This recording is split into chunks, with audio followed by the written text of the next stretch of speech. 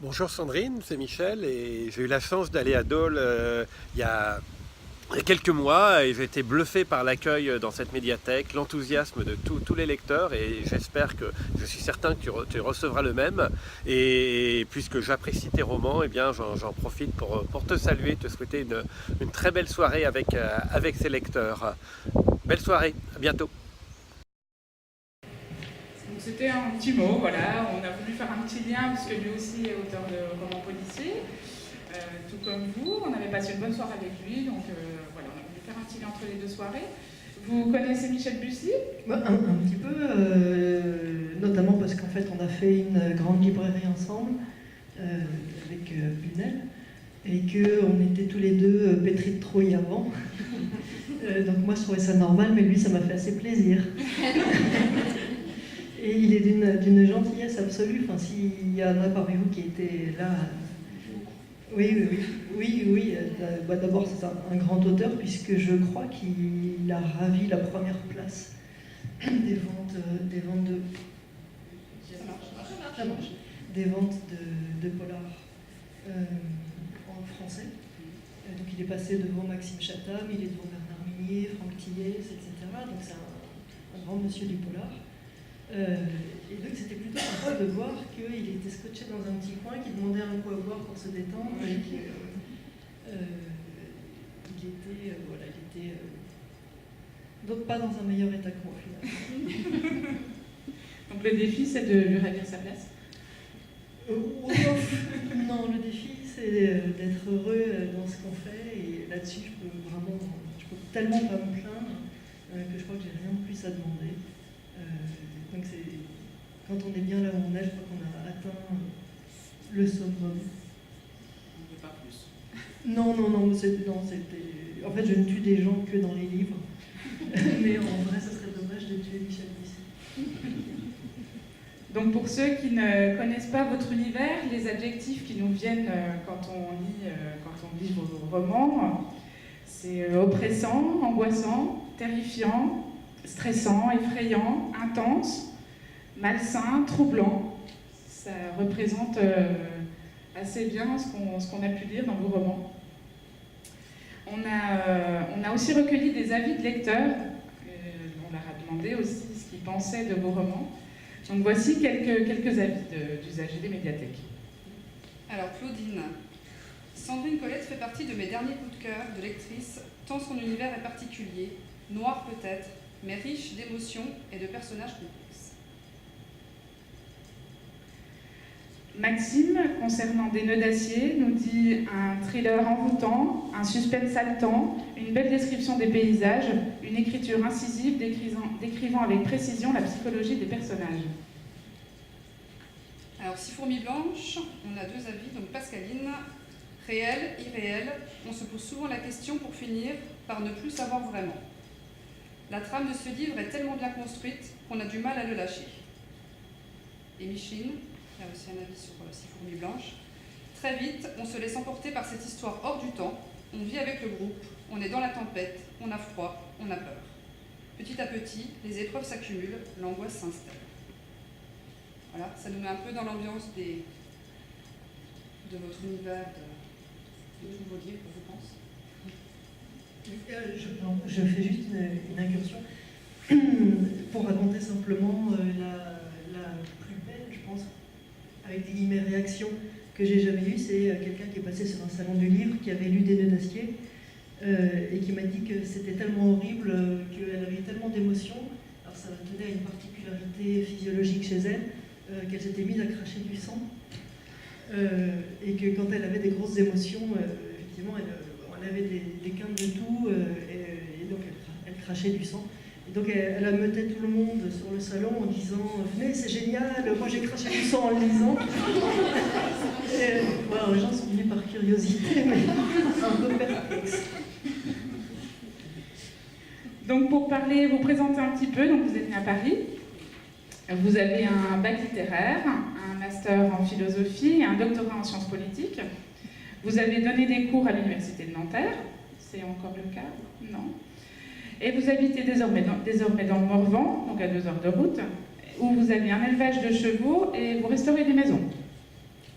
Oui, le terme d'élevage, c'est un raccourci d'éditeur, mais une fois que c'est fait, c'est foutu, ça reste sur Internet.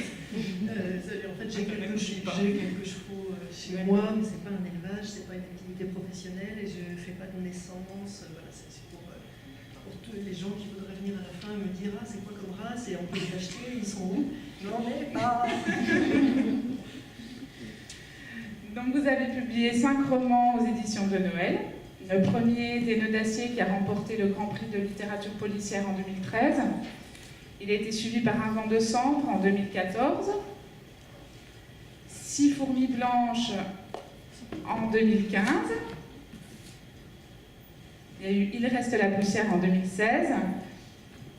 Et l'an dernier, en 2017, Les larmes noires sur la terre, qui vient d'obtenir le prix des lycéens le week-end dernier au festival Sans l'encre à Vienne. Félicitations.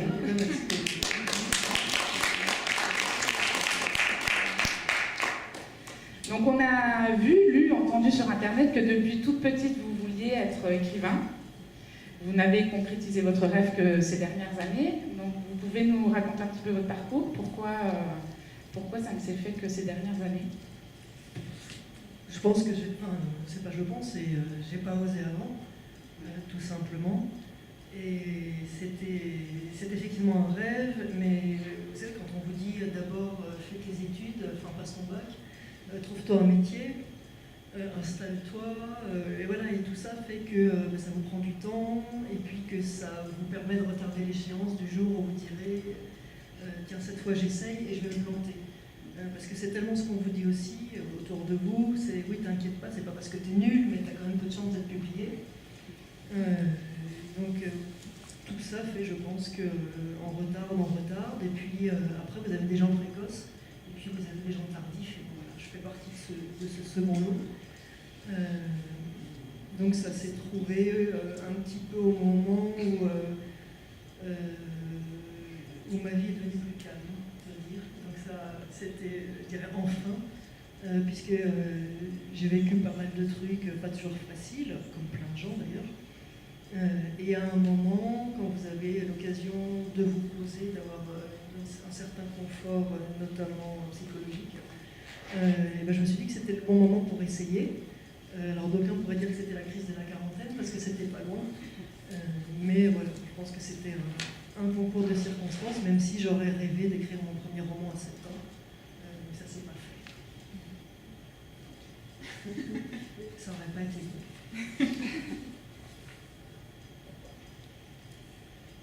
Donc, dans tous vos romans, comme on l'a écouté un petit peu tout à l'heure, on retrouve l'atmosphère, cette atmosphère oppressante, noire. Par exemple, dans Des Nœuds d'Acier, où le personnage principal, Théo, est séquestré et enchaîné dans la cave d'une maison isolée par 2 vieillards qui ont fait de lui leur esclave. On va écouter un petit extrait. Le jour se lève, et rien ne laisse deviner que les heures qui vont suivre éteindront mes espoirs l'un après l'autre, à la façon des bougies que l'on souffle sur un gâteau d'anniversaire. À l'aube, Luc a tracé un 3e petit bâton sur le mur, à ma ligne, après l'avoir fait pour lui. Je l'ai regardé de loin et j'ai fermé les yeux pour que cela ne m'atteigne pas. Le temps est infini, douloureux et mortel. Mais dans la matinée, les choses ont commencé à se mettre en place, insensées et incontrôlables. Il a fallu 12 heures. 12 heures, et j'ai su que cet enfer durerait bien plus que je ne m'en étais convaincue. Jusqu'à la fin. Donc pourquoi avoir choisi cet univers qui est récurrent dans tous vos romans? Est-ce que ça s'est imposé à vous? Est-ce que c'est un choix? Alors non, c'est une erreur. Quelle belle erreur. Oui, c'est une vraie plantade. C'est l'histoire de mon premier roman, c'est que je ne voulais pas le faire du tout ça, et que j'avais en tête des rêves de romans, pour faire par opposition au roman noir. Et ce qui me fascinait, moi, c'est le roman un peu initiatique, le roman d'apprentissage, et j'avais... ce qui flottait vaguement, c'était l'alchimiste de Paulo Coelho. Et je m'étais dit, je vais faire ça à ma sauce. Donc ce roman, c'était l'histoire qui commence telle qu'elle est racontée là, c'est-à-dire l'histoire d'un sale type qui va faire quelques mois de prison après une bagarre avec son propre frère, et à la sortie partir se mettre au vert au fond des bois dans une chambre d'hôte miteuse, et au gré des randonnées qu'il commence à faire à ce moment-là, rencontrer 2 vieillards. Jusque-là, pour ceux qui l'ont lu, je suis hyper raccord, c'est exactement ce qui se passe dans ce livre. Et puis, mon projet était c'était d'écrire l'histoire d'une rédemption. C'est-à-dire qu'au moment où il rencontrait ces vieillards, ces 2 vieillards étaient 2 vieux sages, 2 ermites, qui, de discussion en discussion, allaient lui redonner foi en l'humanité, le goût de vivre, voilà, une certaine sagesse, en fait. Et puis, là, il y a eu un couac. C'est que j'ai lu dans un magazine idiot, sans doute en attendant chez le médecin ou un truc comme ça, une interview de Marc Lévy. Marc Lévy expliquait que quand il avait une nouvelle idée de livre, il la testait avec son meilleur ami de la façon suivante, c'est qu'il l'invitait à prendre le café, il lui racontait le début de l'histoire, et puis, à un moment quasi crucial, il disait « Oula, mais il n'y a plus de café, je file à la cuisine, j'en refais, je reviens ». Et le test était là. Le test, c'était le retour de la cuisine. Soit le copain lui disait « Bon, et finalement, les vacances, tu fais quoi ?» Donc ça ne va pas. Soit le réflexe était de dire « Bon, alors t'en étais là, et après, qu'est-ce qui se passe ?» Ni une ni deux, je me dis « Je fais pareil ». Donc moi, je suis allée chez ma meilleure amie, et qui savait très bien que j'avais ce projet d'écriture depuis longtemps, et que voilà, là, je m'y étais mise. Et qui dit que je te raconte l'histoire, tu me diras un peu. Je ne me suis pas relevée pour aller faire du café parce que j'ai laissé tomber cette partie-là. Et à la fin, elle m'a dit, écoute, je vais résumer un peu, tu as un sale type qui s'appelle Théo qui rencontre ces 2 vieillards après un parcours compliqué. Et puis si je résume, le matin, ils partent ensemble sur la colline, ils regardent vers l'est, le lever du soleil, ils parlent de Dieu, de l'amour et de la vie. Et puis la journée se passe, et le soir, ils vont sur la colline d'en face, vers l'ouest, ils regardent le coucher du soleil, ils parlent de l'amour, de Dieu et de la vie. Et elle m'a dit le lendemain, c'est la même chose, et puis le surlendemain, ça recommence. Voilà. Et donc texto, elle m'a dit, écoute, je crois que ça va être chiant. Et donc le couac, c'était là. C'est que je savais très bien que quelque chose, enfin ça coinçait dans l'écriture, et donc j'arrivais à ces espèces de grandes plages contemplatives, je me disais que j'avais sans doute pas le talent, pas le Coelho, parce que ça ne venait pas. Je suis rentrée en fait de super mauvaise humeur chez moi, parce que c'est sympa, enfin la franchise c'est bien, mais c'est vexant. Et j'ai ruminé beaucoup, j'ai ruminé toute la soirée, et à un moment je me suis dit, qu'est-ce que je peux faire pour que ce livre dont elle me pressent que ça va être vraiment, qu'on va s'ennuyer, qu'on va se barber, ne soit plus ennuyeux. Et à ce moment-là, je me dis, ces 2 vieux, au lieu d'être des belles personnes, qui était mon projet, ça va devenir d'horribles vieillards pervers. Et à ce moment-là, j'ai repris l'écriture, et alors le plus inquiétant, c'est que c'est venu tout seul. Ça vous interroge toujours sur votre part d'ombre. Donc voilà, en fait, c'était vraiment un couac, c'était pas ce que je voulais faire. Quand je l'ai envoyé à un éditeur chez De Noël, je l'ai envoyé en tant que roman, malgré tout, pour essayer de me rattraper. Et c'est l'éditeur qui m'a appelé en me disant venez, on signe, ça va faire un polar génial. Et donc je lui ai dit, je crois qu'il y a un malentendu, c'est pas un polar. Il m'a dit si, l'air de dire, écoute, toi, tu as écrit ton livre, il est bien, mais pour le reste, tu connais rien, donc on le mettra là où il doit être. Et voilà, avec beaucoup de bonheur finalement. Donc le début, en fait, c'est vraiment une incapacité à faire autre chose, et puis la découverte que c'est très amusant d'écrire des noirs. Et puis les fois d'après, j'ai fait exprès. Oui, oui. Et vous n'avez jamais, du coup, essayé de revenir au roman tel que vous l'auriez voulu avant?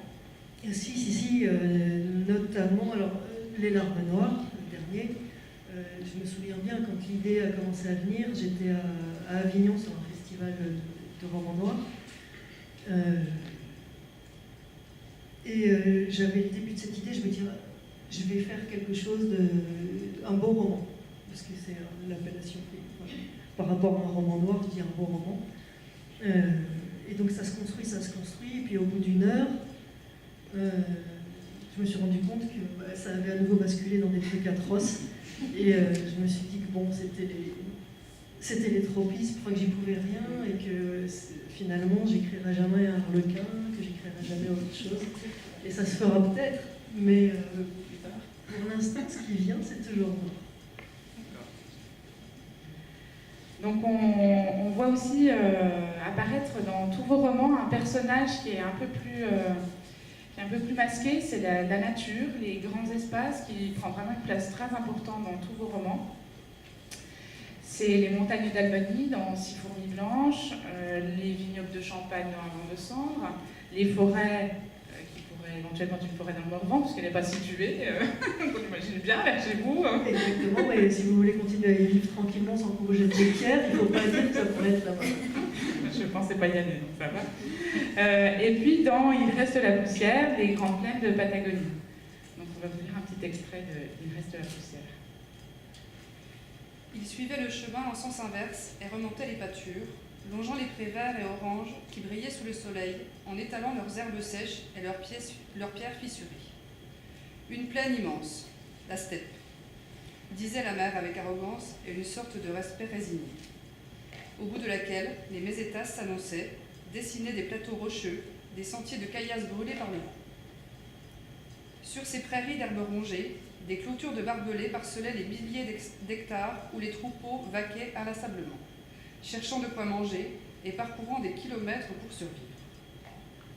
La lande à perte de vue, aride et plate, si sèche que les arbres l'avaient désertée, remplacée vaille que vaille par quelques bosquets chétifs dont personne ne savait comment ils pouvaient subsister avec aussi peu de terre. Les forêts se tenaient loin à l'ouest, derrière les plateaux, là où l'altitude reprend ses droits, invisible depuis la plaine. Dans l'imaginaire du petit, c'étaient des lieux magiques, tapis d'herbe plus haute qu'un cheval, vaste étendue d'arbres inconcevables où le regard ne portait pas, butant à chaque instant sur des troncs et des feuillages. Un jour, il irait les découvrir quand il serait grand, qu'il aurait son cheval. Donc les grands espaces contribuent aussi à apporter une ambiance assez oppressante dans vos romans. Est-ce que vous situez, au moment de l'écriture de vos romans, vous savez où ils vont se dérouler? Est-ce que c'est des endroits que vous connaissez ou est-ce que vous les placez après?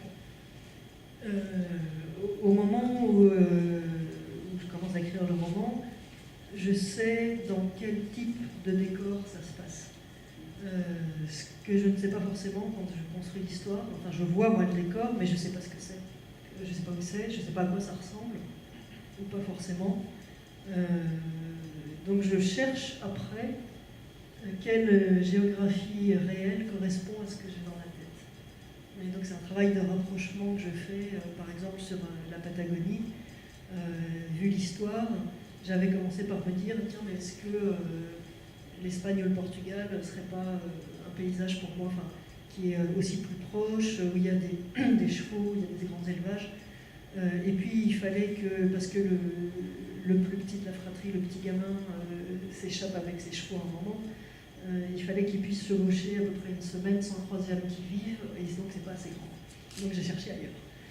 Voilà, et je fonctionne comme ça pour ce roman-là. Par ailleurs, j'avais pensé vraiment à la steppe mongole. Et puis là, vous me dites, ah oui, mais il y a Yann Manouk qui a écrit 3 polars qui se situent vraiment en Mongolie. Et vous ne pouvez pas aller marcher sur les plates-bandes de Yann Manouk comme ça. Enfin bon, c'est un peu dommage. Voilà. Et donc, chemin faisant, en fait, je détermine à quel endroit. Comme pour 6 fourmis blanches, vous avez dit que c'était les montagnes d'Albanie. Effectivement, au début, je m'étais dit, peut-être par facilité, puis parce que ça vous évoque quelque chose, parce qu'on connaît, les Alpes du Sud. Le problème des Alpes du Sud, c'est que les secours sont relativement bien organisés, donc il fallait quelque chose de beaucoup moins bien. Et puis il n'y a pas de sacrificateur? Non, il n'y a pas de ça, non, mais en fait, j'ai rajouté après. D'accord. Oui, du coup, ça vous donne des nouvelles idées. Vous partez ailleurs, vous cherchez d'autres endroits plus sauvages, où le téléphone portable passe encore moins bien, voire plus du tout. Voilà, il y a plein de contraintes auxquelles on ne pense pas au départ. Et c'est vrai que les technologies d'aujourd'hui, c'est une plaie pour l'auteur. C'est comment est-ce que vous pouvez ne plus être repérable quelque part. Donc soit c'est vraiment au bout du monde, soit c'est il y a 100 ans avant, ça c'est pas mal.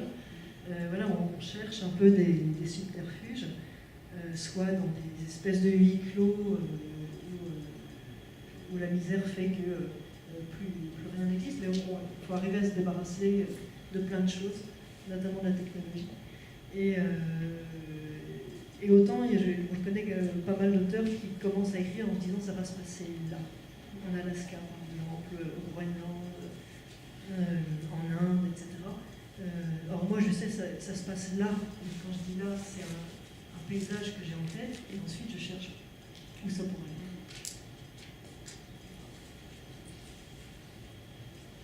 Alors une question sur vos personnages, les personnages de vos romans, donc qui sont au départ des gens, on pourrait dire que c'est des personnes ordinaires, et qui ont été marqués soit par leur passé, un passé douloureux, ou qui ont subi vraiment un événement tragique qui les fait basculer vraiment dans l'horreur.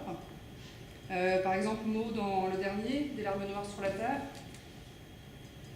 donc qui quitte son île natale et qui se retrouve à vivre dans un endroit appelé La Casse, donc qui porte bien son nom, et c'est une sorte de bidonville fait de carcasses de voitures, duquel on ne peut en sortir, sauf en payant des sommes que les personnes enfermées à l'intérieur ne peuvent pas payer. Ou encore dans Avant de Cendre, où les deux personnages, Octave et Andreas, leur vie bascule dans un accident de voiture tragique, où une de leurs amies, Laure, est tuée et qui reste à marquer pour toujours par cette tragédie. Donc on peut se dire que ça pourrait nous arriver, que c'est vraiment des choses... Donc est-ce que vous trouvez l'inspiration dans l'actualité? Est-ce que c'est votre imagination? Oui, en fait les deux se recoupent souvent, mais je ne trouve jamais l'inspiration dans l'actualité. Notamment dans le fait divers, parce que moi j'ai une vraie répulsion pour le fait divers, que je trouve morbide, voyeur. Voilà, il fait quelque chose qui me gêne beaucoup, que j'aime pas, même si mon premier roman, je l'ai fait passer pour un fait divers, puisque le premier chapitre le fait apparaître comme un fait divers, et je sais qu'il y a pas mal de gens qui ont regardé sur internet si l'affaire Béranger ça avait vraiment existé. On en connaît. Oui. Donc bon, mais c'est pas vrai. En revanche, ce qui m'intéresse, moi, ce ne sont pas les gens extraordinaires, y compris dans le mal, c'est-à-dire pas les tueurs en série, pas les grands génies du mal, mais les gens comme vous et moi, c'est exactement ce que je vous avais dit. Des gens ordinaires que vous mettez dans des situations extraordinaires. Et à ce moment-là, vous regardez ce qu'ils deviennent. Et en général, ils deviennent eux-mêmes à ce moment-là des gens extraordinaires, en bien ou en mal. Mais voilà, c'est la situation extrême qui m'intéresse, sachant qu'effectivement, c'est une situation qui pourrait vous arriver, m'arriver. Une balade en montagne et se faire happer par le mauvais temps, ça arrive tout le temps. Pareil, un kidnapping en forêt, voire pire, ça arrive aussi. Certains moins que d'autres. Mais sur le dernier, par exemple, cette jeune femme qui arrive de Tahiti et puis effectivement qui se retrouve dans une sorte de bidonville à vivre dans une voiture, c'est juste un pas devant. Là, dans la réalité, on a tous entendu parler des gens qui, parce qu'il y a eu quelque chose dans leur vie, vivent dans leur voiture, parce qu'il n'y a plus rien. En général, il suffit de tellement peu que c'est ça que je trouve intéressant, c'est le grain de sable qui fait que la vie bascule. Et le grain de sable, on se rend compte que la plupart du temps, c'est une dispute familiale, c'est un divorce, c'est un licenciement. Finalement, c'est des choses que beaucoup d'autres surmontent, mais qui, à un moment d'une certaine trajectoire, est la goutte qui fait déborder le vase, l'événement de trop, et qui fait qu'à ce moment-là, voilà, tout s'effondre. Mais effectivement, vous dites que vous n'êtes jamais à l'abri de ce qui se passe dans ces livres-là. Alors j'ai fait une exception, je pense, sur le dernier, qui fait 6 portraits de femmes. Et cette fois-ci, en fait, j'ai cherché autour de moi dans ma vie des gens que j'avais rencontrés et qui avaient eu... Enfin, je me suis rendu compte qu'en fait, on avait à portée de main ces histoires-là. Et donc, ce sont des histoires vraies. Et des histoires vraies. Elles sont romancées, Il y a de la distance chronologique que j'ai mise parce que c'est une fiction. Il y a aussi de l'arrangement avec le roman dedans, mais les 6 histoires qui sont dans ce livre-là partent ou utilisent les fondamentaux d'histoires vraies de gens que j'ai connus, que pour très peu je connais encore, parce que la plupart ont fini de basculer, certains sont morts. Et c'est à la fois, je trouve, ce qu'il y a de beau dans le roman, c'est-à-dire de pouvoir se dire que ça pourrait arriver, et de terrifiant, là, c'est qu'en fait c'est arrivé. Donc une autre question par rapport à vos personnages qui sont tous très étudiés dans vos romans, psychologiquement, c'est des personnages assez complexes. Est-ce qu'ils évoluent au cours de l'écriture de vos romans? Est-ce que vous savez tout de suite où vous voulez les emmener, ou est-ce qu'ils évoluent avec votre roman, avec l'histoire? Alors moi la méthode que j'utilise, c'est d'écrire quand j'ai un canevas. On ne fait pas tous pareil. Il y a des auteurs, je pense notamment à Marcus Malt, à la médiathèque, qui lui part, il a une idée et il part au petit bonheur la chance, dans tous les sens, et il écrit comme ça. Et puis il y a des gens comme Bernard Minier par exemple, ou moi, qui écrivons une fois qu'on a un canevas pour, je pense qu'on a besoin d'être cadré simplement, de savoir au moins, même si pour y arriver on va de gauche et de droite, de savoir où on va pour donner une tension au livre. Et je crois que j'ai zappé la question. Voilà, la question c'est de savoir si vos personnages ils évoluent au cours de l'écriture. Oui, pardon. Et donc, quand je commence à écrire, je connais leur destin. Et en même temps, leur destin se résume à 1 ou 2 mots-clés en tête de chapitre sur 30 ou 40 chapitres. Donc, à l'intérieur, il peut se passer beaucoup de choses. Et la plupart du temps, je me rends compte qu'il y a des nuances qui se font. C'est-à-dire que vous avez des personnages qui sont juste utilitaires, vous savez, qui vont simplement vous servir dans le livre à faire que d'autres se rencontrent.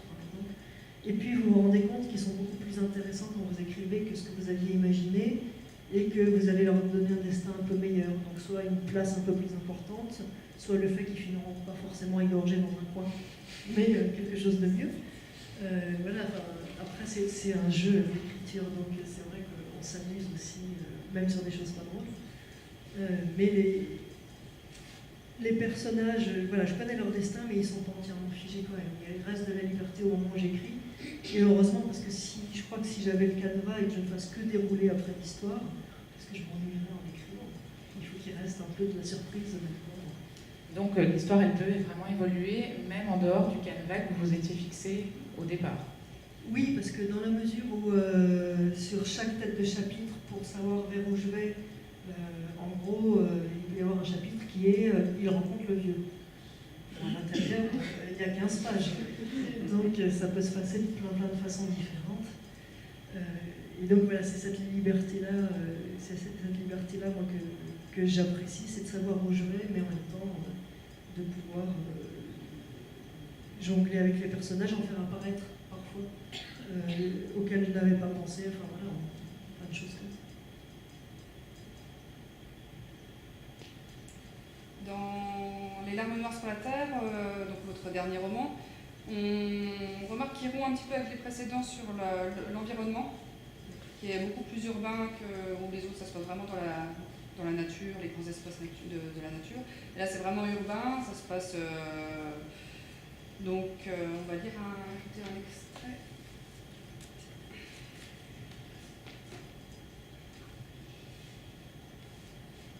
Donc c'est pour situer un petit peu l'environnement du roman. Elle regarde en passant l'incroyable organisation reproduite 1000 fois pareille sur le bord de la route principale, des carrés de 6 ou 8 voitures, créant chaque fois une courette centrale et tournant le dos au carré suivant. Les quartiers, comme a dit la femme de l'accueil, repliés sur eux-mêmes et les uns sur les autres à la fois, tels des immeubles vétustes et sans étage.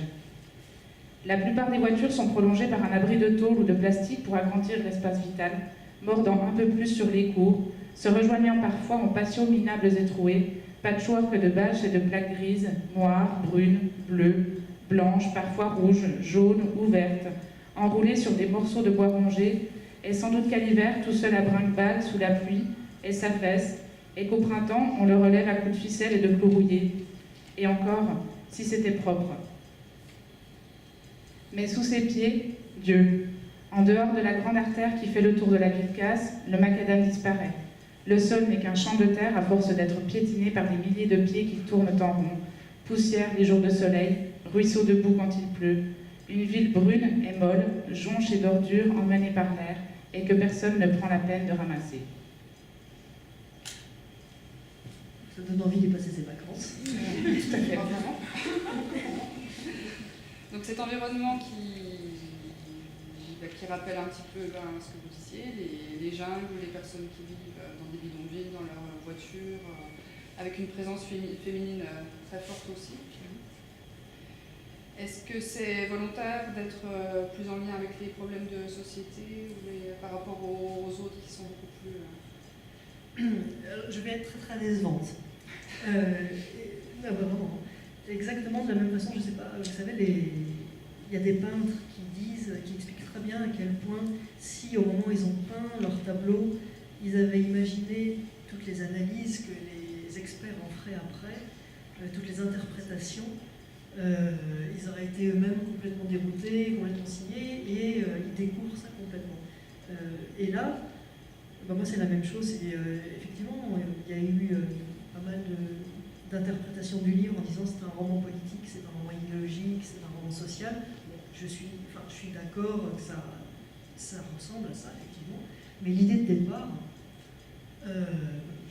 départ, c'est simplement que donc j'habite à 120 km dans le Morvan. Dans le Morvan, il y a plein de fermes, parce que je ne suis pas en ville,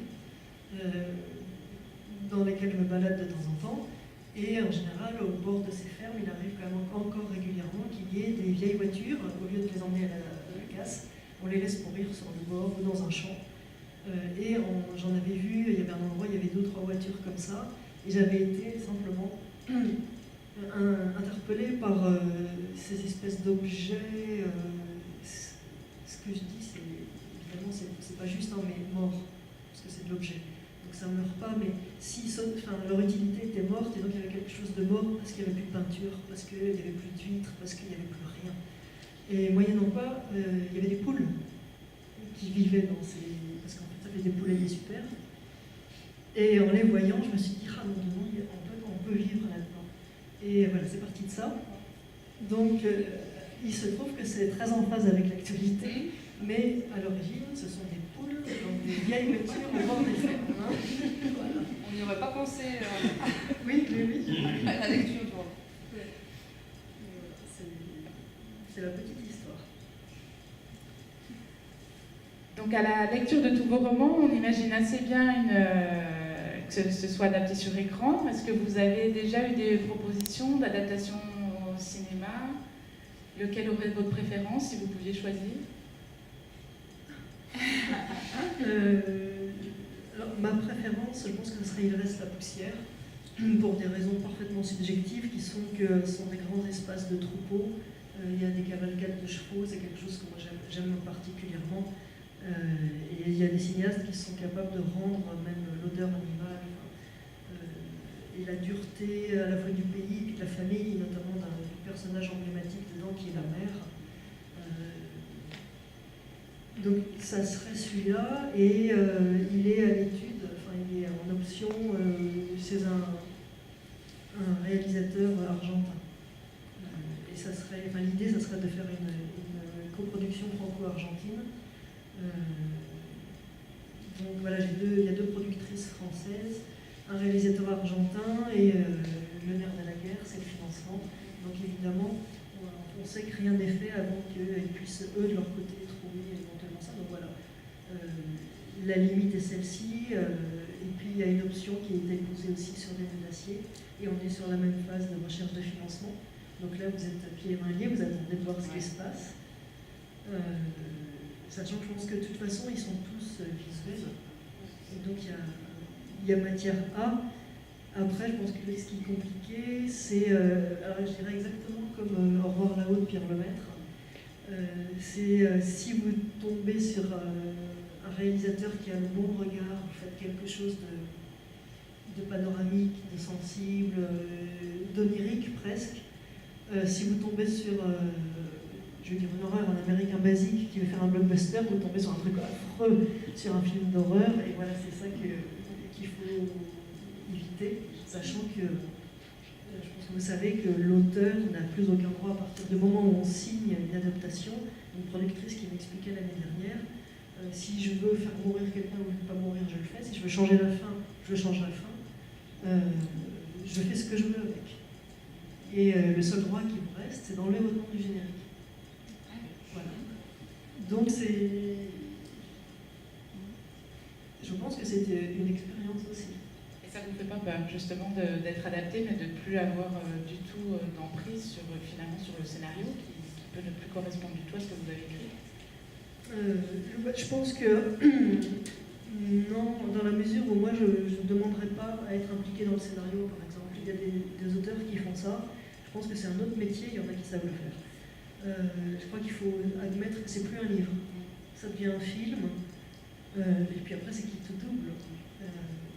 C'est comme les livres, il y en a plus de mauvais que de bons. Mais c'est un coup à jouer, et puis c'est aussi une surprise à avoir. Donc, en même temps que c'est aussi une telle reconnaissance d'être à l'écran qu'il n'y en a pas beaucoup qui peuvent se payer le luxe de dire oui mais finalement ça ne me plaît pas votre regard, donc on va laisser tomber. On a hâte de voir une adaptation.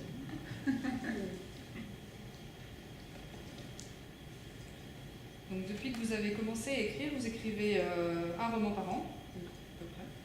On attend donc votre prochain pour janvier 2018, qui s'appelle Juste après la vague. Est-ce que vous pouvez nous en dire quelques mots? Est-ce que c'est encore... Non, c'est plus, parce que... non, c'est plus secret. Et ben le prologue, en fait, qui pose tout ça, c'est quelque chose, en fait, là aussi, hein, même si l'idée au départ n'était pas celle-là, c'est quelque chose de très actuel, puisque c'est une terre, une côte, et toutes les terres à l'intérieur qui viennent d'être ravagées par ce qu'on appelle un méga tsunami ou un raz-de-marée géant. Il y a plein d'appellations scientifiques, pseudo-scientifiques qui se font maintenant. C'est-à-dire que c'est quelque chose qui est arrivé au Cap-Vert, mais sans doute il y a 70 000 ans, d'après les scientifiques. Il y a dans la mer un pont d'un volcan qui s'est effondré. Donc si vous le situez, c'est quand même pas très loin, c'est à l'ouest du Sénégal, c'est pas loin dans la mer. Et on estime à ce moment-là qu'il y avait eu une vague de 7 à 800 mètres de haut qui s'était formée et qui était partie vers la côte des Amériques, qui est arrivée juste en Amérique, qui a traversé l'océan en partant à peu près à 5 à 600 km/h. Et ouais. Oui, ça laisserait Ça semble... Oui, non, parce que quand on mène en Haïti, par exemple, la vague faisait au maximum 50 mètres. Et donc là, vous imaginez, c'est 10 fois plus. Donc c'est quelque chose d'absolument monumental. Et le début, juste après la vague, c'est ça. Il y a eu, quelque part, un volcan qui s'est effondré dans la mer. La vague est partie vers le large, mais vous avez forcément une partie qui vient ricocher puis qui revient dans les terres. Et on avait estimé, d'ailleurs, il y a 70 000 ans, que c'était sans doute revenu à peu près à 500 km dans la terre. Et ça avait tout ravagé. Et là, donc, c'est à peu près au lendemain de ça, une famille qui vit parce qu'elle vit sur un promontoire, sur la maison la plus haute, et où les gamins râlent chaque jour parce qu'en rentrant de l'école, il faut monter jusqu'à là-haut, etc., qui est la seule à avoir échappé à ce raz-de-marée et qui se retrouve au petit matin sur une île. C'est-à-dire qu'il n'y a plus rien autour. Donc c'est le père, la mère et 9 enfants. Une famille nombreuse. Qui assiste à cette espèce d'échaînement climatique, puisque la mer reste agitée, qu'il y a énormément de choses, et puis qui va se rendre compte au fur et à mesure des jours qui passent, 2 jours, 3 jours, 4 jours, 5 jours, qu'en fait l'eau continue à monter et qu'ils attendent en vain des secours qui ne sont sûrement pas en mesure d'arriver. qu'il va falloir partir et qu'ils habitaient déjà sur une falaise au bord de la mer, mais ils ont une seule barque, et dans une barque, ils ne tiennent pas 11 personnes. Ça, c'est le Donc ça, c'est pour janvier. C'est le 10 janvier. Oui, c'est horrible. Mais ça peut arriver, pour vous rassurer. C'est de l'actualité. Hein. Oui, absolument. Donc nous, on a fini avec nos questions. Est-ce que certains d'entre vous auraient des questions à poser à Sandrine Colette? Profitez-en. Oui. Bonsoir. Moi, je voulais vous demander si vous aviez jamais eu l'idée qu'un de vos personnages se venge de ce qui lui est arrivé ou de venge une victime, quoi. C'est-à-dire de faire une suite en quelque sorte. Sur certains, ça reste possible. Après, il y a deux choses. La première, c'est que souvent, dans l'état où je les laisse, c'est compliqué qu'ils reviennent.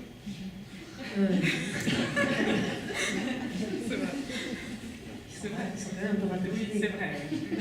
Enfin, la vie n'est pas facile. Et il y a une deuxième chose, et ça qui m'est tout à fait propre, c'est que je mets à peu près 1 an à écrire un livre, et en fait, au bout d'1 an, j'en ai marre. En fait, au bout d'1 an, j'ai envie de changer d'univers, j'ai envie de changer de personnage, j'ai envie d'inventer quelque chose de neuf. Et il n'y a rien de plus joyeux pour moi que de terminer l'écriture d'un roman en me disant j'ai déjà l'idée du suivant et c'est super, je vais enfin faire autre chose. Alors je ne sais pas si je serais capable de faire une suite, d'autant plus que vous avez toujours votre éditeur qui vous tourne autour en disant ouais, une suite sur celui-là, ça serait pas mal. Mais bon, il faut quand même savoir que 9 fois sur 10, les suites c'est nul. Donc ça m'encourage. Après.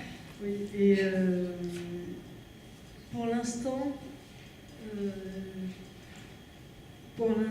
en fait, il y a un tel bouillonnement que je préfère faire des choses différentes. Et c'est compliqué d'avoir des personnages récurrents sur ce type de roman. J'ai pas un policier qui s'en sort la main à chaque fois. D'autres questions? Madame? Les lieux, vous n'êtes jamais allé en Patagonie, par exemple? Non, je ne suis pas allée en Patagonie. Je fais partie de ces gens ultraphobiques qui déjà ont du mal à dormir avec un autre oreiller que le leur, et donc ils ne prennent pas l'avion. En fait, je l'ai pris pour la première fois depuis 30 ans cet été pour aller en Sardaigne, puisque j'ai un roman qui a été traduit en italien. Il y avait un très beau festival et je ne le regrette pas. Mais ça m'a valu à peu près 1 semaine avant de nuit blanche, de tranquillisant, quasiment de larmes. Enfin, j'ai été absolument ridicule. Je le sais, mais je ne le gère pas. Donc je ne connais pas la Patagonie. Ce qui fait que pour chacun des romans qui sont dans des endroits un tout petit peu loin, je fais une recherche documentaire avant. Enfin, une recherche documentaire géographique, climatique, sociale, économique, quand il faut. Et une fois que j'ai déterminé l'endroit, en fait, j'écris les scènes avec 1 ou 2 photos sur l'écran de l'ordinateur, en me disant c'est là que je suis. Donc voilà, j'essaye de rentrer dedans, et ce sont des paysages qui existent, mais j'y suis pas allée. C'est étrange parce que c'est vraiment bien. Je l'ai vécu, je suis allée, donc j'ai trouvé vraiment, je me suis dit, elle a dû y aller parce que c'est vraiment bien écrit, hein, c'est tout à fait ça, et l'ambiance, on sent l'atmosphère. Eh ben, écoute, ouais, mais tant mieux, mais c'est vrai que. Alors, on a la chance aujourd'hui d'avoir des supports photos et des supports vidéo, donc on rentre vraiment dedans, mais effectivement, il nous manque des choses d'être là-bas.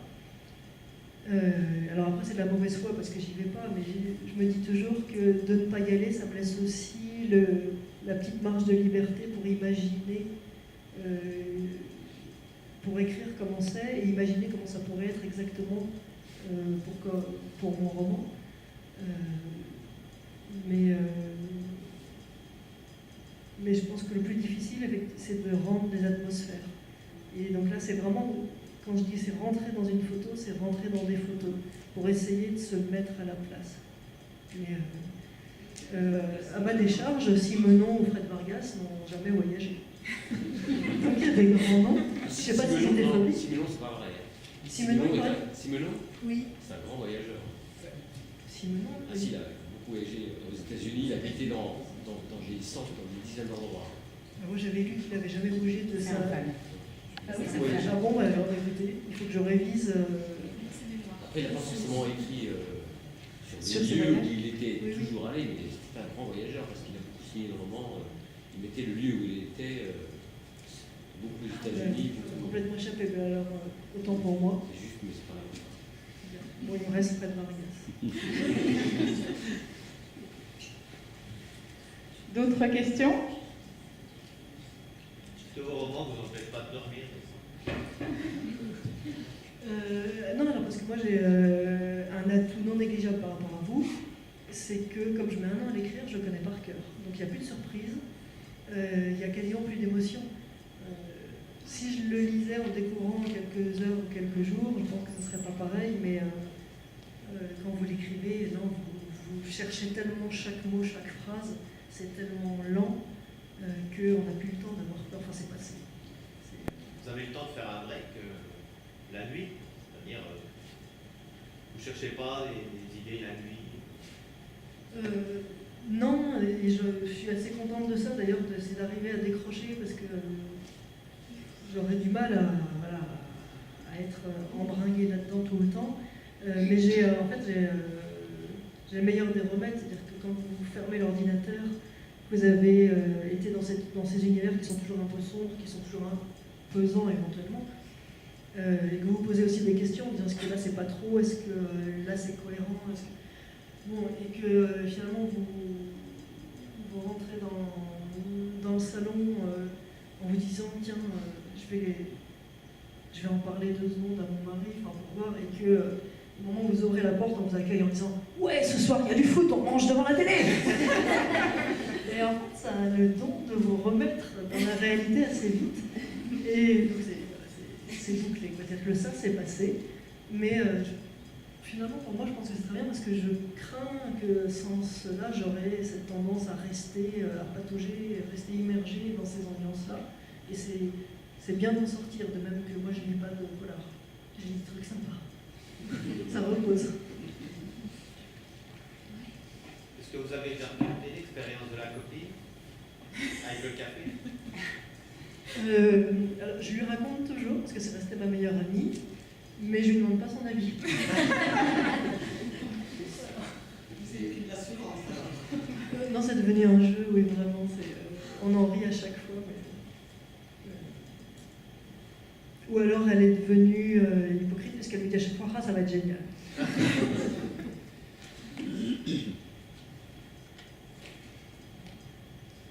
D'autres questions?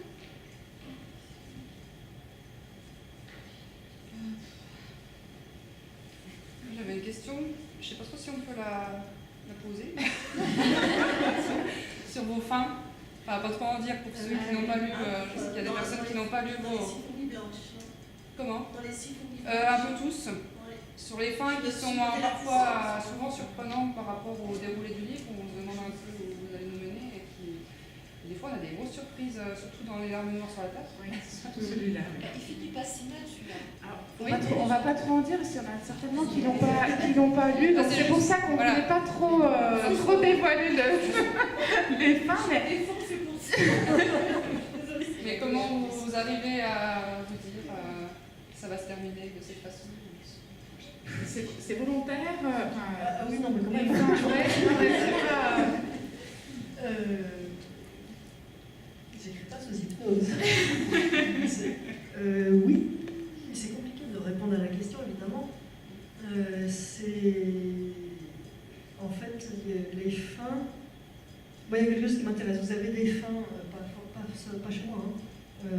D'une manière générale, vous avez des fins qui sont des fins, on vous donne le mot de la fin, et vous avez des fins qui restent flottantes. Et parfois, j'aime bien. Enfin, c'est pas vrai.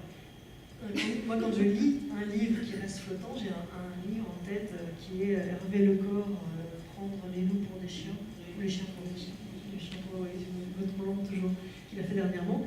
La dernière page, je me dis, mais c'est pas une fin ça. Et donc ça m'agace prodigieusement. Mais en même temps, ce que je trouve génial, c'est que du coup, vous avez carte blanche, c'est-à-dire que vous êtes en train de vous dire « Ah ouais, c'est ça, en fait, c'est ça qui s'est passé après », ou « C'est ça », ou alors « Sinon, elle a fait ça ». Et voilà, et donc du coup, ça vous laisse encore matière à rester dans le livre, en fait, à rester dans l'ambiance. Donc c'est, voilà, à la fois, je trouve ça énervant et fantastique. Et donc, moi, j'ai certains romans qui sont aussi un petit peu comme ça. Il y a quelque chose qui est amusant d'ailleurs, c'est quand les lecteurs viennent me voir sur des salons et qui vous parlent de la fin, et qui vous disent oui, parce qu'à la fin, quand il se passe ça, et ben en fait, et éventuellement vous aviez pensé à ça, éventuellement vous n'aviez pas du tout pensé à ça. Et éventuellement c'est ouais, et puis il va venir se venger.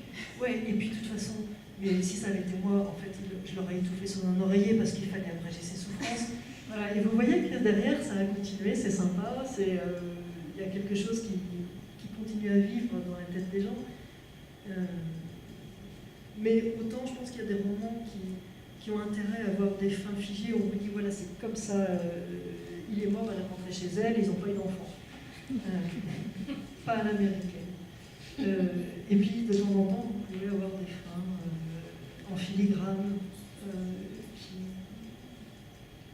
ou des fins inattendues, ou des fins improbables, par exemple pour vous consoler, parce que c'était tellement triste qu'à la fin vous avez dit je vais faire un petit happy end. C'est pas logique, mais sinon je vais pleurer. Enfin voilà, en fait c'est difficile d'en parler, mais je crois que la fin, il y a à la fois ce que vous imaginiez au départ, et puis à la fin du roman, la façon dont vous l'avez vécu, donc ça vous touche ou pas, malgré la distance qu'on essaye, qu'on arrive à garder. Et puis le fait que vous avez envie de réparer encore quelque chose, ou bien que ça soit fini, bien enterré. Est-ce que c'est pas trop compliqué de finir? En fait, ce qui est compliqué, c'est de bien finir. Et vous savez jamais ça. Donc finir, l'idée de finir un roman, moi encore une fois, dans la mesure où j'ai envie de passer à autre chose, c'est vrai que je suis assez contente de finir. Mais la question que je me pose toujours, c'est est-ce que cette fin est bien? Alors vous avez votre éditeur qui vous le dit, mais c'est toujours pareil, ce n'est que l'avis d'un éditeur. Et donc, c'est absolument rikiki, et vous avez toujours après des lecteurs qui vous disent « Ah, à la fin c'est génial » ou bien « À la fin, moi j'aurais fait plutôt ça ». Mais c'est pas dur de finir un livre, il y a plein d'auteurs, surtout des femmes, c'est pas Baptiste que je dis, mais qui m'ont dit qu'à la fin d'un livre, elles pleuraient. Moi, à la fin d'un livre, je me dis yes, c'est reparti. Donc non, finir, c'est bien.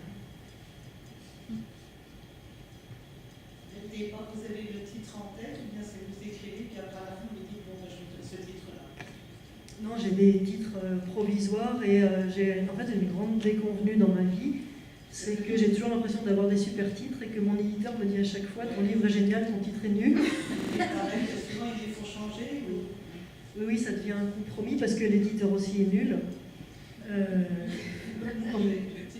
Oui, non, mais je vais donner un exemple pour Des nœuds d'acier, par exemple. Mon premier roman, donc le titre est un compromis entre eux et moi. Puisque moi, j'avais proposé quelque chose de « Je suis d'accord », c'était complètement délirant. Ça ne s'expliquait que quand on avait lu le livre, et a priori c'est quelque chose de tellement peu connu que on aurait dit un truc de science-fiction. J'avais appelé ça les tétragones rouges. Et donc le nombre de gens qui savent que les tétragones c'est une variété ancienne d'épinards dans les potagers, c'est simple, mon éditrice m'a dit, j'ai reçu le bouquin, je me suis dit oh là là, de la science-fiction. Non mais je me suis dit que c'était un vaisseau spatial, quoi. Alors l'éditeur, lui, m'a proposé la cave. Et là, je leur ai dit non, vous êtes minable. Moi, je suis ignorante, mais vous, c'est nul, donc cherchons quelque chose d'autre. Voilà. Et on arrive à des compromis. Alors maintenant, en fait, je fais plus d'efforts, c'est-à-dire que depuis Six fourmis blanches, je sais qu'ils vont changer mon titre. Donc, de toute façon, sans Six fourmis blanches, j'avais envoyé avec le titre là-haut sur la montagne, il y avait un vieux chalet. Et entre parenthèses, j'avais marqué tu peux changer ce titre, je m'en fous. Donc, maintenant, on en discute en fait ensemble une fois que tout le monde, les deux éditrices ont lu le livre. moi j'ai quelques idées, elles ont quelques idées, on met tout ça ensemble, et puis pas par facilité je pense, mais parce que je trouve que ça résonne bien, on met maintenant un fragment de phrase souvent. Si fourmi blanche c'est le début d'une phrase, il reste la poussière, ça apparaît aussi, et les larmes noires aussi. Ils sont beaux ces titres, je trouve. Oui, Ça, alors... je pense que je me demandais si c'était vous qui les aviez choisis ou si on vous les avait posés. On me les a proposés, et sachant que c'est moi qui les écris, parce que c'est dans le livre. Donc je me dis, bon, oui, je les trouve assez jolis, et en même temps, je me suis rendu compte, un vent de cendre, il reste la poussière, les larmes noires sur la terre, ça sent quand même la poussière. Il y a quelque chose... donc juste après la vague, je trouvais que c'était bien, parce qu'on change d'éléments, ça permet de ne pas le confondre entre eux, parce qu'il est quand même pas rare qu'on me demande un vent de poussière, où il reste des cendres. Aussi souris blanche, aussi fourmi rouge. C'est des petits jouets, mais c'est devenu ça très sympa, la façon dont on réinvente les titres.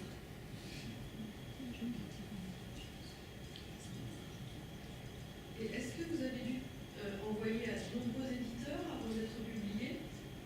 Non, j'ai envoyé à 2 éditeurs, et puis en fait dans la semaine qui a suivi, il y en a un qui m'a répondu en disant ben, on propose de retravailler le texte et puis on voit après pour le prendre, et puis l'autre qui était de Noël qui m'a dit ben, on prend le texte et puis on le retravaille un peu. Donc non, j'ai pas... qu'on a l'habitude de désigner sous le terme de dire que c'est un vrai combat, que c'est un vrai parcours du combattant, de trouver un éditeur. Moi, j'ai eu la chance de tomber vraiment au bon moment chez le bon éditeur, puisque c'était exactement l'époque où De Noël, qui avait été très élitiste dans ses publications pendant 15 ans, avait une nouvelle directrice qui avait pour mission de renouer un peu avec le grand public, et donc de ressortir sa collection Sueur froide, qui est une collection de polar, et qui était magnifique, puisque c'était celle de Sébastien Japrisot,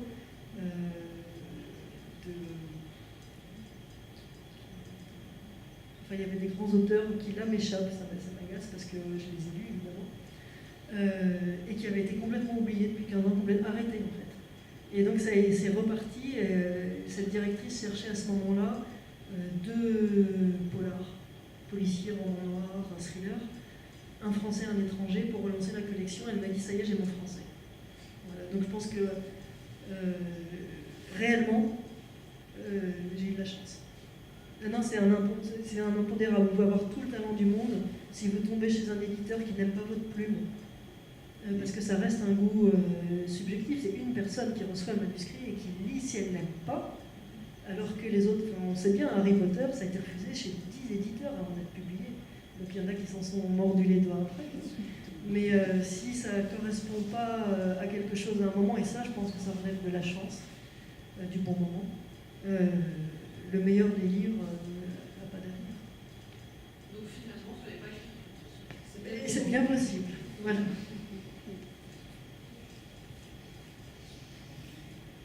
J'ai une dernière question. Vous avez donc terminé votre dernier livre, juste après la vague. Est-ce que vous avez déjà entamé l'écriture d'un nouveau roman?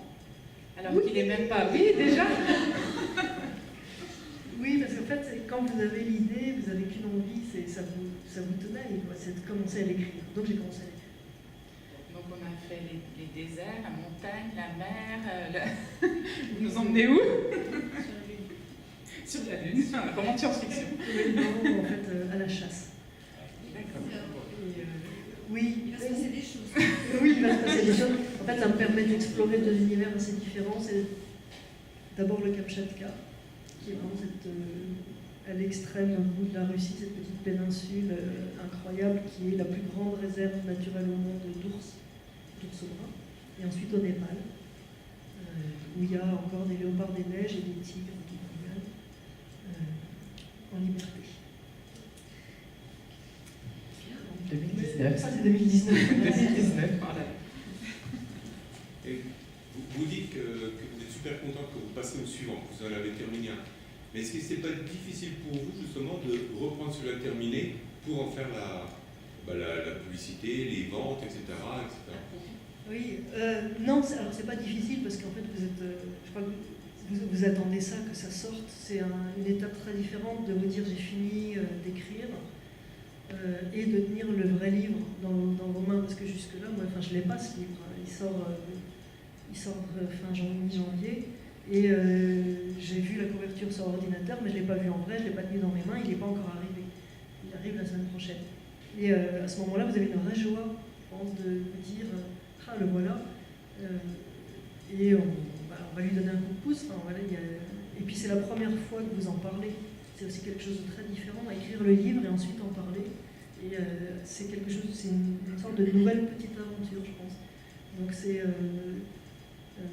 c'est un vrai plaisir de revenir dessus de cette manière-là. Ce que j'aime moi, c'est revenir dessus quand il faut faire des corrections. À la fin, c'est long.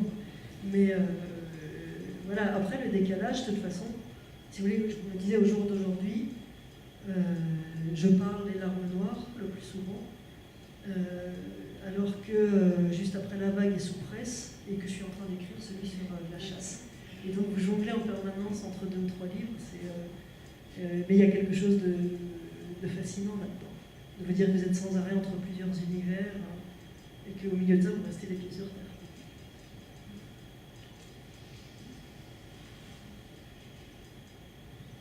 Moi, je voulais poser une question. Je voulais savoir si tous ces livres que vous écrivez jouent pas sur votre mental. Non, parce que bon, c'est déprimant. Ouais. Alors c'est amusant parce que c'est quelque chose que je me suis dit sur le premier, un peu sur le deuxième. Et il y avait même quelque chose de l'ordre de est-ce qu'il faut écrire ces livres alors que déjà en réalité c'est si déprimant. Enfin, il y a plein de belles choses, mais on est aussi, on a l'impression d'être sur la fin d'un monde, une fin d'époque ou quelque chose comme ça. Est-ce que j'ai besoin d'en rajouter? C'était vraiment la question. Et puis, je pense que la métamorphose qui s'est faite lentement pour moi, c'est de me dire, réellement, c'est un jeu. Et donc, comme c'est un jeu, même si vous êtes dedans quand vous l'écrivez, il y a une distance qui s'instaure, qui se garde. Et c'est plus composer un spectacle de marionnettes que de rentrer dans une atmosphère en vous disant « oh là là, c'est épouvantable ». C'est plutôt alors qu'est-ce qui va se passer aujourd'hui. Et donc en fait ça me déprime pas, mais je pense que j'ai aussi plein de palliatifs, notamment le fait que moi je lis des choses plutôt sympas. Je lis pas de choses épouvantables, enfin j'en lis de temps en temps parce que quand Wilder sort un truc, je me dis que ça va être terrible et que je vais y aller, ou Granger, enfin voilà, il y a quelques auteurs qui me fascinent quand même. Mais la plupart du temps, ce que j'aime lire, c'est Laurent Godet, c'est Carole Martinez, John Benhammer, enfin des bouquins que je trouve absolument superbes. Et puis, je ne suis pas d'un naturel parfaitement pessimiste, pas très optimiste peut-être sur l'humanité, mais sur le reste, il y a plein de belles choses. Donc voilà, je pense que après ça s'équilibre. C'était un doute que j'avais au départ et puis qui s'est dilué.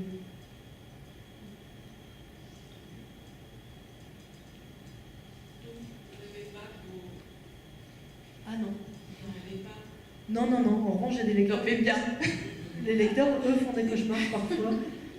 Alors, ils vous les racontent, donc c'est super parce que vous voyez ce qu'il y a du livre dedans et puis la façon dont leur imaginaire après brode dessus. Il y avait une jeune femme qui m'avait dit, après des nœuds d'acier, c'est une séquestration au fond d'une cave, elle avait rêvé qu'elle était une poule, moitié humaine, moitié poule, et qu'elle était avec des milliers d'autres poules enfermées dans une cave avec la tête prise entre 2 barreaux et qu'on les gavait les unes après les autres et qu'elle ne pouvait pas bouger, qu'elle ne pouvait pas s'en aller, qu'elle ne pouvait rien faire et que c'était la faute du livre. Voilà, mais donc faire des cauchemars aux autres, c'est assez sympa quand vous n'en faites pas vous-même. Vous les avez ensorcelés. Merci. Si vous n'avez plus d'autres questions, on va pouvoir passer à côté. Voilà, voir un peu ce qu'on a soif.